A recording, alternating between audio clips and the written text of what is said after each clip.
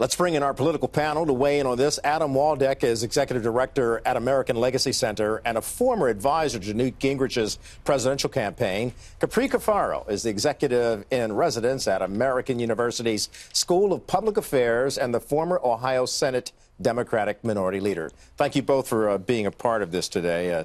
Absolutely. So, look, where do we begin with this? Bernie has done it again, people will say. He's causing some noise, raising a ruckus. Adam, what do you think the Democratic Party, how are they responding to him? I think part of it is they don't really know how to respond to him. I think he's hitting on something which is correct. President Obama won. He had big victories, but he presided over a total collapse at the state level. And so the question really is, why is that? I think he's correct that it happened, but he's deeply wrong about the reasons why. I think that he's angling. He probably wants to run again in 2020. He is trying to figure out what he can offer that's different, that's new. And but I think the problem really has been, President Obama's race to the top was his education policy. But the problem here with the Democrats is they've been in a race to the left.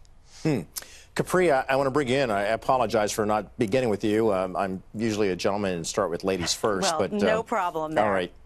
But look, Bernie Sanders claims the Democratic Party's platform is failing. Adams just talked about that. In fact, Bernie wanted to say it's been a failure for the last 15 years, as we heard. And to his point, as he went on to attest, Democrats have lost 1,000 seats in state legislatures. They've lost the House and Senate, as you recall, during Barack Obama's presidency.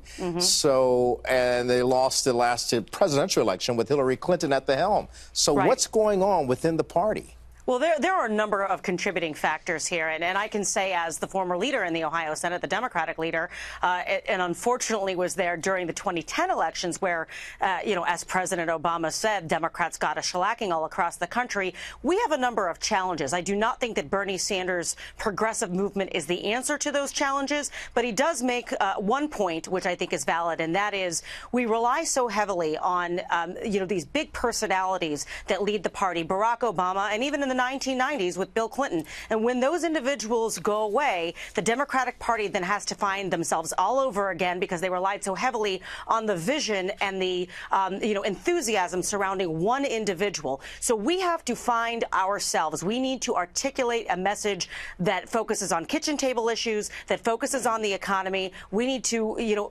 also recruit candidates that reflect the districts that they are running in. I think that's also critically important, something that we have seen, for example, in the victory of Connor Lamb in 18th Congressional District in Pennsylvania, very close to where I'm from in Ohio. So I think he makes some valid points, but, there's a lot of things that contribute to this, including, frankly, gerrymandering at the legislative level too. I got to apologize. I thought we could go longer, but getting a wrap. But Capri and Adam, thank you both. There's a lot more on the table, and we'll be talking about this, I'm sure, between now and the midterms and the future of the Democratic Party. And Capri, to your point, perhaps going the progressive route is not the best route for them. Maybe they'll become more centric and more pragmatic.